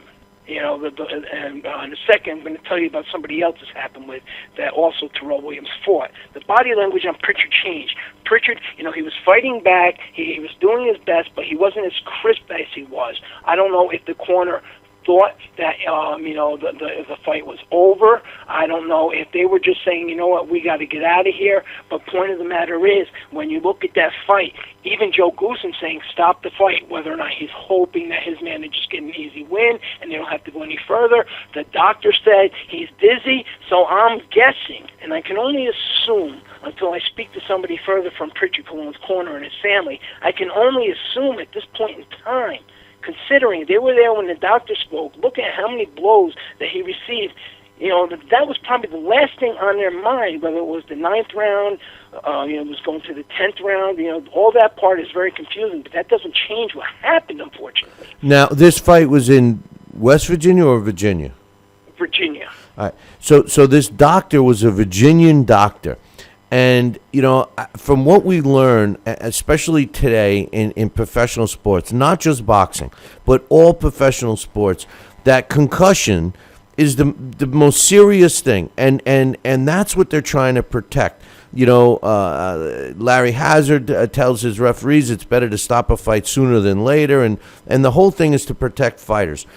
I got to ask, if a fighter is telling a doctor, not his corner man, not the guy who's being tough for him in the corner, or not the referee, not his opponent, not his brother, not the guy in the third row selling peanuts, but he's telling the doctor that he feels dizzy. Isn't that, I'm not a doctor, I don't even play one, but the truth of the matter is, that's a sign we all know is a sign of a concussion. Why would the doctor let him continue if he says to the doctor, I'm dizzy, but I want to continue? Shouldn't the doctor have stopped that fight right there? If he's a doctor who lacks experience, you never know. If he's a doctor who, doesn't have fight experience, or maybe, he only has 1 or 2 fight experience, and he looks more at, what he sees on TV, what other fighters have done, but ringside doctors are basically, at least in New York and New Jersey and Nevada and California, reputable boxing commissions, they're neuro-based doctors. They're their specialty is neuro. That's why they're looking in the eyes. You're not going to put a foot doctor up ringside to help manage a fight and keep the fighter's safety. If this guy doesn't know, if he's a doctor and he's appointed by the commission to make sure that the fighters are safe, and a fighter's telling him that he's dizzy, I just don't understand why that fight wasn't stopped right then. And that's a question that Virginia has. Virginia's a small state. They don't have a genuine athletic commission, let alone a separate area for boxing or baseball. Like the bigger states have, as you mentioned. They have what's called a Department of Professional and Occupation Regulation. They handle a variety of things besides sports, Bill. That includes cemetery plots, sewage, and auctioneer departments. I spoke with Dave Holland, the executive director, and Dave was upset that this took place. And the second he found out that Pritchard collapsed in his dressing room or passed out, he started the investigation. Where it is, how long it's going to take, he doesn't know. One thing's for sure, that they do feel that one or more people in charge that night failed their duties. And they are going to look at the history of Terrell Williams, and they're going to look at the history of Joseph Cooper, and I'm more than sure that the doctor's going to be questioned. I spoke with Mary Brose Vaughn, who's a spokesperson for the DOPOR, who enforced what Dave Holland stated to me. And Mary and Dave were both very cooperative in their comments. Matter of fact, Mary called me from her cell phone while she was out at lunch. Neither sure why the doctor, after Colon stated he was dizzy after being knocked out, allowed it to continue. I asked their opinion. They really had no answer, just like you and just like me. They were also not entirely informed of Joseph Cooper's history. They seemed perplexed when I started to run some down, why he was even given any assignments. definitely the behavior of Terrell Williams during the fight, the fouls, the attitudes, the gestures, the language, the slash across the throat is something that they were very perturbed by. Hopefully sooner than later this investigation ended with them, but and as soon as they can, or if they can find some sort of wrongdoing, they plan on implementing any sort of repercussions that they have within their authority. Should it be refusal of a license to fight in Virginia for future events? Should it be some sort of a misconduct action, whichever the case may be? I know that Mary and I were talking on how a lot of times when it comes to the bigger states, if a fighter or an official isn't licensed, most states won't follow. Most states won't allow them to fight there. And her most candid and honest answer, she said that's the hopes of Virginia, that if they do, and being the fact they are a small state without a lot of pull, if they do decide to implement any of these things, that all the other states do follow. And my concern is, considering they are such a small state, they don't have a particular division to handle any sorts of these things. They may not have the resources to conduct a proper investigation, and or the pull, to get these punishments inflicted. The first and foremost that they did state continuously is that Pritchard Colon is their main concern and his future. Well, we can't change what happened there. No, and obviously that's the main concern is his recovery. But I think it's the opposite though. When you have a small commission, not a lot of revenue, not a lot of funds to operate, et cetera, you don't want to try to implement something and then hope other commissions follow you. You want to follow some of the other commissions that are already established with rules in place that are there. I don't understand why some of these small commissions, not just Virginia, but West Virginia and the Carolinas and Georgia and some of the states out west, why they don't try to implement solid, proven commissions like New York and Jersey and California and Nevada. I mean, those are the big boys. Those are the ones that have strict rules, but they're in place to try to prevent stuff like this. Not that it never happens. Obviously, Mago Abdul-Zamov is a great example in the state of New York, but I mean, it is a risky sport. You keep alluding to Joseph Cooper and his history. What are some of the other things that this guy has done that, in your opinion, should prevent him from ever refereeing a professional fight again? Well, it's not even. Yes, in my opinion, definitely. But some of the history on Joseph Cooper. Keep in mind, Joseph Cooper is a guy who several times has stated, and I've heard him. I only have one chance to get a call right. I can't mistakes into the ring. I don't have the luxury of instant replay. In that sense, he's 100% correct. He's also quick to remind people he is Dr. Joseph Cooper. He feels very proud of this PhD that he's earned in Pennsylvania University, I believe it was, and you should be proud of that. Well, Dr. Cooper, in my opinion, you're not liable for medical malpractice, but you've committed negligence by breach of duty of reasonable care, certainly in my opinion. In 1999, Bill, I don't know if you remember this, you should, it was an ESPN fight, it was an IBF super flyweight title fight between Raul Juarez and Mark Johnson. I remember when Cooper warned Johnson a few times in the third round about keeping his gloves up, and he said something, of course, over to Juarez as well. And in the fourth round, Juarez had hit Johnson low, and instead of Cooper kind of stepping in there, Johnson had time to retaliate. And I remember Teddy Atlas calling the action, and I remember him saying, I'm not taking the punches, but I think this is a sell job, or something to that effect. Much how Ray Leonard was stating, that he didn't really think Pritchard Colon had the desire anymore. Instead of being disqualified, that was declared a no contest. But point of the matter is, in there, and the most disturbing part there is Juarez laid on the canvas in that ring for almost 10 minutes before being helped and removed on a stretcher. This is, why are you letting a fighter lay there that long? In 2004, I watched a video of Everard Ramage, and he intentionally headbutted James Phipps. I remember Cooper takes a point instead of disqualifying him on the spot. You know, anytime there's an intentional headbutt, you know, somebody should be disqualified. Instead, he takes a point. Luckily for Phipps in that fight, he was able to stop Ramage in the third and rectify that situation himself. You know, much like how Joseph Cooper said to Pritchard Colon, take care of it yourself. You know what I mean? Take care of it yourself. You know what I mean?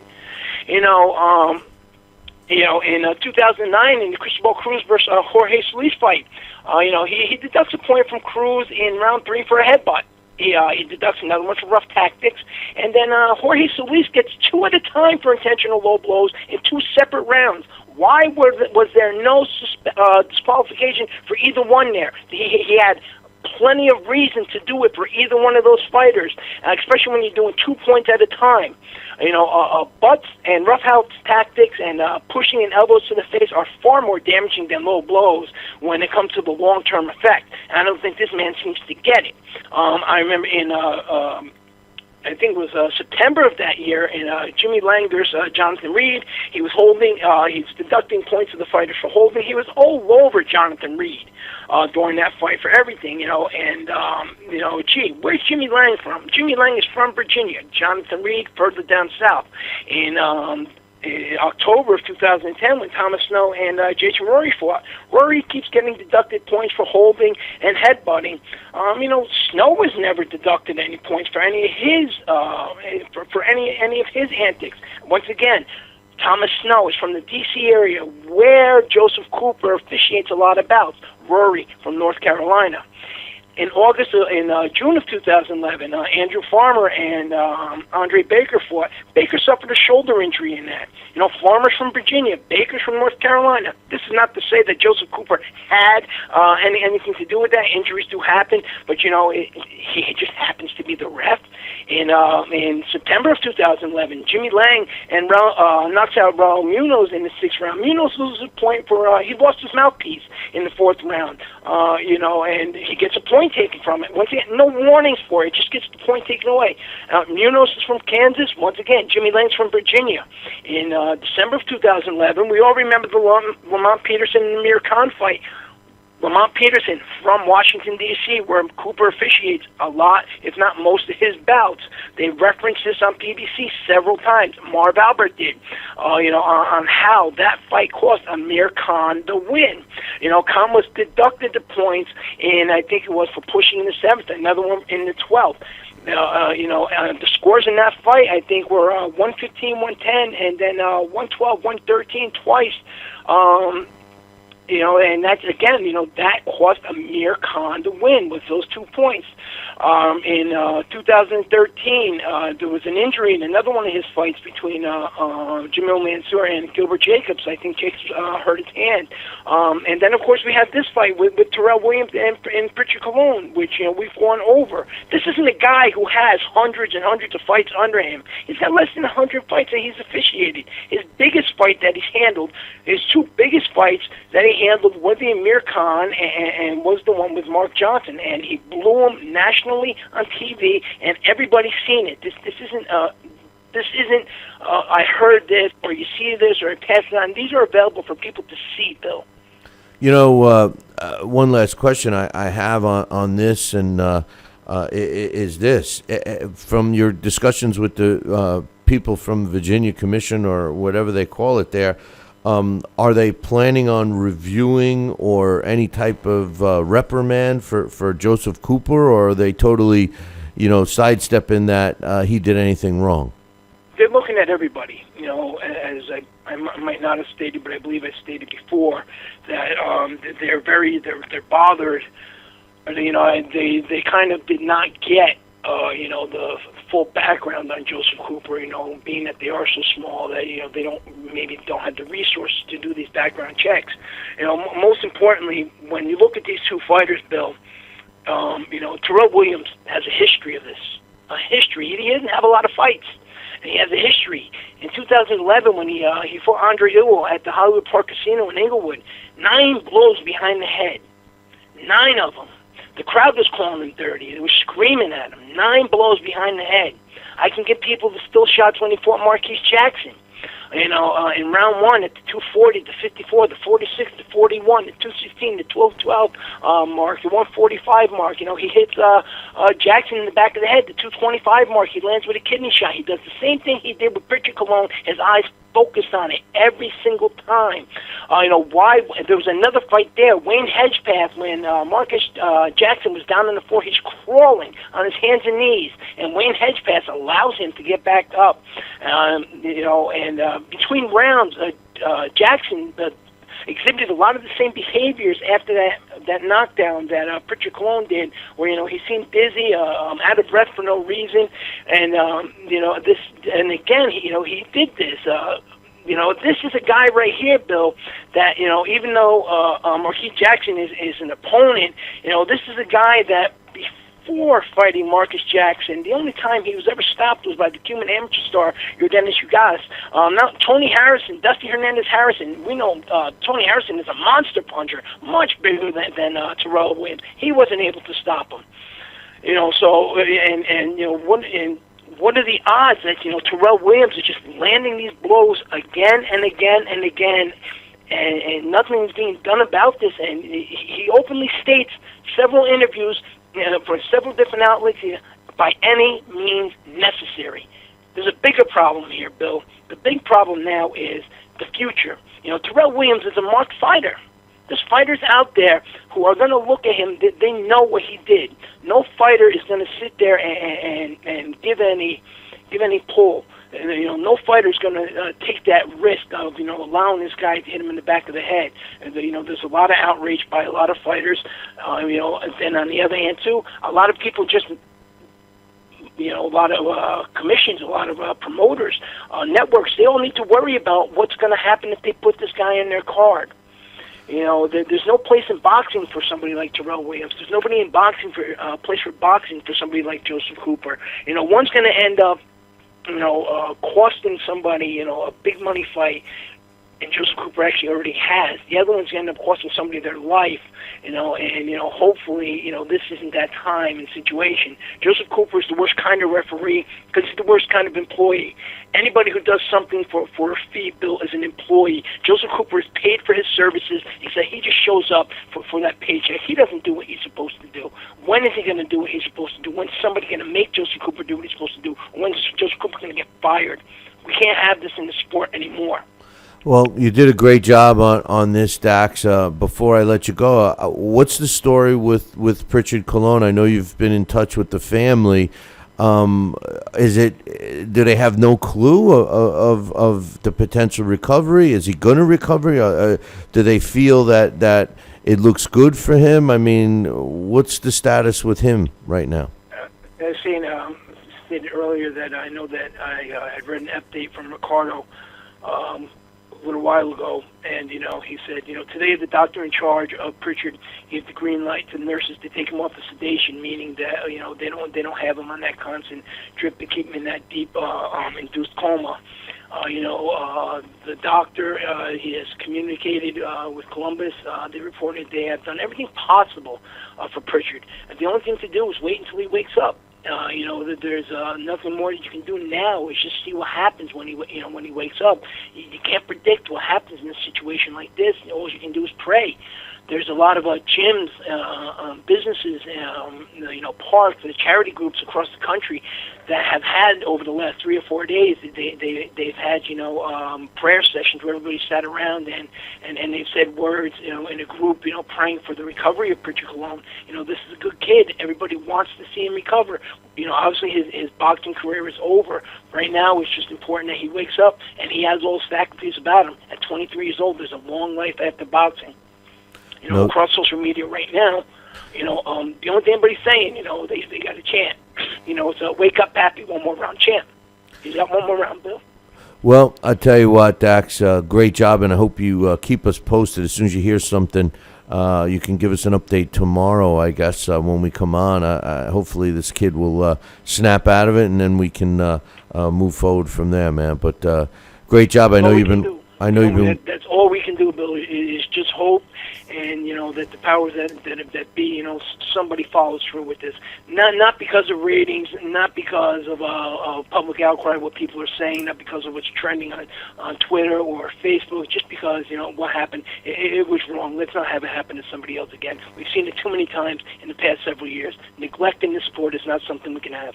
I agree with you. Great job, and I know you've been spending a lot of time on it, so we'll catch you and your thoughts on the fights and stuff tomorrow, man. Absolutely. Everybody enjoy reading. All right, brother. Take care. That's my man Dax Khan, who's has been pretty uptight about this whole Pritchard Colon situation. And, I spoke to him a couple of times on the way back from St. Simon's when we did our event, and he was jacked up then, and he just went on this crusade to dig into the whole situation, and a very thorough report on the actions or lack of Joseph Cooper, and in my opinion, the ringside physician totally blew it there as well. These smaller commissions, I'm one of these guys that oppose a government-run boxing commission. I oppose it because I feel that it could be just as corrupt as anything else. What I do support is some type of overseeing organization similar to the ABC that actually does something rather than just, go through the motions. And I personally think, and you guys have heard me talk about this many times with Larry Hazard, that I believe that we should have standardized medical requirements, both during a fight, prior to a fight, and after a fight. I think all the states should be forced to follow the same medical requirements. I know it costs money, but I think in the long run, it'll be a heck of a lot safer for the fighters. So, sad situation, and hopefully Pritchard Colon can snap out of it. But anyway, an update on Manny Pacquiao. As we all know, Manny Pacquiao is looking to fight one more time and then focus on his political career.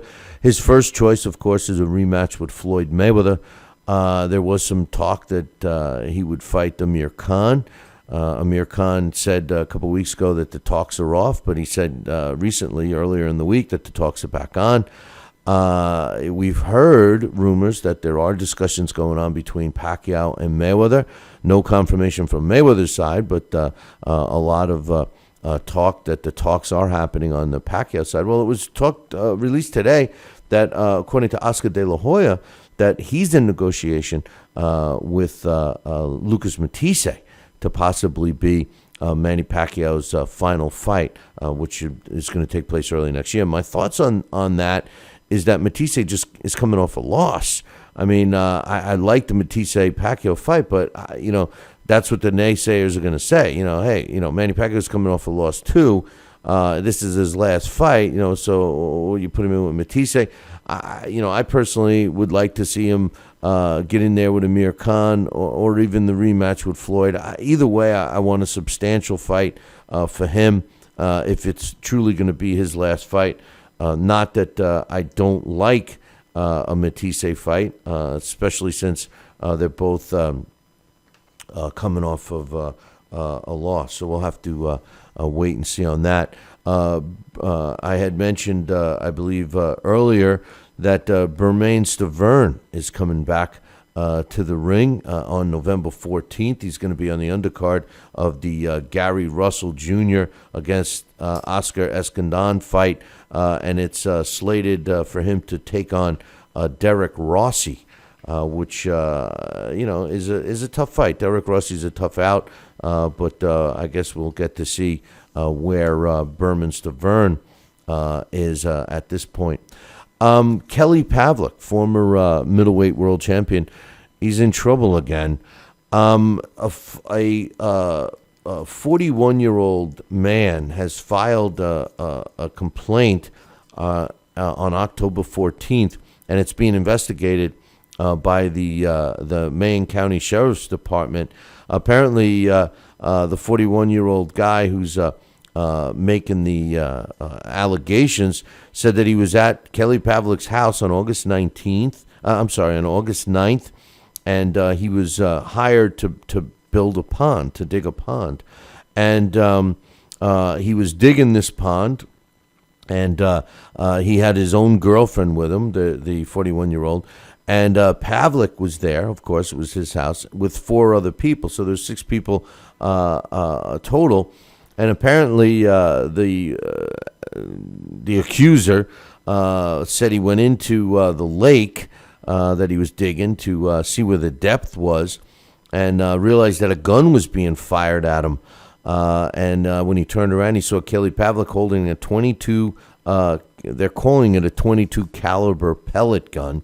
And the man who's allegating this says, this was my head, and Pavlik raised the gun again, fired, and hit him in the arm. Apparently, the whole incident was filmed on a cell phone and was sent to the guy who got shot, and he turned that cell phone over to the police. He said everyone was on the tape, you can see, was laughing and drinking, and it looks like Kelly Pavlik is going to get himself in trouble for shooting this guy with a pellet gun. Now, this isn't the first time. Oh, by the way, he did receive wounds. He didn't go to the hospital that night. He went the following day. The reason of why he waited has not been released, although he says he's got a good reason. I'm curious to know what that is. But as you know, Pavlik's been in some trouble since he retired from the sport of boxing in 2013. Earlier this year, he had a disorderly conduct and assault charge that's actually still in the courts after he attacked his buddy at a concert, and that court is still in court. Also, he had previously pled guilty in 2014 in operating a vehicle while he was under the influence, and he also pleaded guilty in February of 2014 to a charge of disorderly conduct when he didn't pay a cabbie for giving him a ride home. So Kelly Pavlik has been in some trouble, that's for sure. November 6th had some changes here and there, and it was announced that the Showbox quadruple header is set. Antoine Douglas is going to be taking on Les Sheridan. And also on that card will be Taras Sheldon-Look going up against Aslanbek Kozov in a welterweight fight. And a couple of 8-round fights, including Keenan Smith, who's 8-0, going up against Benji Whitaker, who's 10-1. And Oshak Foster going up against Sam Tay in a lightweight match. So some fights that are taking place on November 6th on Showtime. One last thing I wanted to mention, it was announced that the PBC numbers are continuing to drop. The Spike TV broadcast, which featured Andres Fonfara and Nathan Cleverly, had a average of 315,000 viewers over the 2 hours, which was the lowest for any PBC card on Spike or any other network. They're claiming that because they were up against the baseball playoffs, but truthfully, the numbers have been going down on a consistent basis. It was also announced that Liam Smith and Terry Flanagan are set to return in December in Manchester. Both are fighting TBA, so we'll keep you posted on that. And a rematch taking place November 7th out in Washington, Tacoma, Washington, will be some title will be on the line, but Mike Gravonsky is going up against Deshaun Johnson. Gravonsky's 20 wins, 1 loss, 1 draw, with 12 of his wins coming by knockout, and Johnson is 17-19 with 3 draws and 5 knockouts. These two guys have fought already, and Gravonsky will be fighting again at the Emerald Green Casino, and he's got a undefeated record there, 7-0. So I got you all caught up on some news. Wake up, it's time for the It's Too Early for a Trivia Question.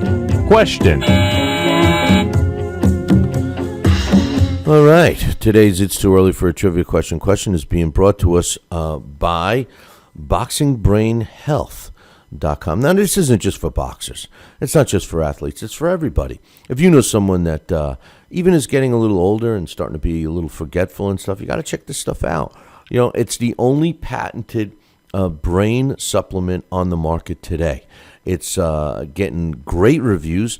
The doctor was actually on the Dr. Oz show. There's a lot of testimonials. There's a video you need to watch. Go check it out, www.boxingbrainhealth.com. Now, if you forget that, just visit our website, www.billycboxing.com, and click on the green banner, which is on the left-hand side. Today's It's Too Early for a Trivia question is one that's been hanging around. Who was the very first fighter to have won world title fights in 3 different decades? Who was the very first fighter to have fought? Let me rephrase. I misquoted it. It's not one. It's who has fought in world title fights in 3 different decades. Who's the first fighter to have fought in world title fights in 3 different decades? If you know this answer and you're the first one to email me, Billy@TuckinBoxing, that's TalkinBoxing.com, you'll win the choice of some great prizes. One of the decades was 1910. One of the decades was 1910. So there's a big hint for you. Who was the first fighter to have fought in world title fights in 3 different decades? The big hint, one of the decades is 1910. If you're the first one to email me the correct answer, Billy@TuckinBoxing, TalkinBoxing.com, you'll win a choice of some great prizes. Good luck to everyone on that one. This day in boxing history. And finally, this day in boxing history is being brought to us by my book, Tom Molyneux, From Bondage to Baddest Man on the Planet. It's a great read. It's a story of a freed slave. As a matter of fact, Tom Molyneux was born a slave and fought for his freedom. He didn't get his freedom and then became a fighter. This guy was forced into fighting and then won his freedom and went on to become the first American heavyweight champion, and actually was the first American to challenge for a world title, and this was all 100 years before Jack Johnson. It's a great story. It's not just good for boxing. It's an important piece of Black American history that I feel that needs to be told and needs to be remembered. Our government has a knack for shoveling anything to do with slavery under the carpet and hopes that future generations forget about the horrific time in the history of the United States that we call slavery. Read this book and join my fight to get Tom Molyneux remembered the way he needs to be. You could pick up a copy of Tom Molyneux, From Bondage to Baddest Man on the Planet right now on Amazon.com or BarnesandNoble.com. If you're looking to get a signed copy, visit our website, www.billycboxing.com, and click on the book club section. And right there on the top, you'll see some choices. If you're in the United States or if you're outside the U.S., you have a choice there. Just make sure you write under the comment area what you want the book to be personalized for, what you want it to say. So read the book. I'm sure you're going to like it. It's a great Christmas gift. It fits very nicely into a stocking, and I think that everyone should get a copy of this for the holidays. So get yourself a copy of my book right now. Tom Molyneux, From Bondage to Baddest Man on the Planet, Amazon.com.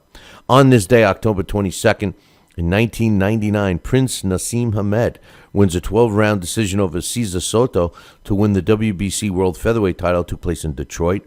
On this day in 1970, Maso Oba knocks out Burak Chadovichai in the 13th round to win the world flyweight title, and that took place in Japan. On this day in 1966, Flash Elordi wins a 15-round decision over Vincent Milandarando to retain his WBC and WBA World Super Featherweight titles, and that took place in the Philippines. On this day in 1966, Carlos Ortiz knocks out Sugar Ramos in the 5th round to retain his WBC and WBA World Lightweight titles in Mexico. Ramos drops to 50 wins, 3 losses, and 3 draws. The ref in this fight, Billy Khan. Great stuff there.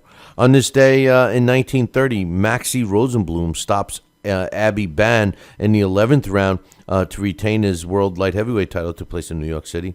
And on this day, October 22nd, in 1933, Primo Carnera wins a 15-round decision over Paulino Uzogan to retain the world heavyweight title, and that took place in Lazio, Italy, on this day in 1933.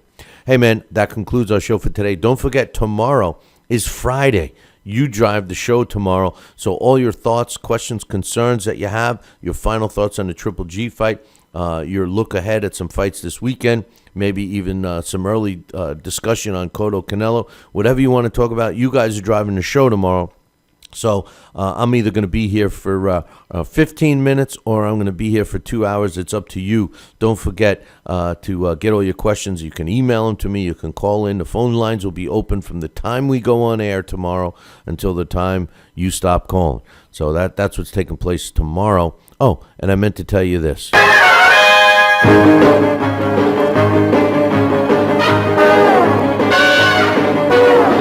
Don't forget to tune in tomorrow evening, same bat time, same bat channel. Until then, ciao, baby.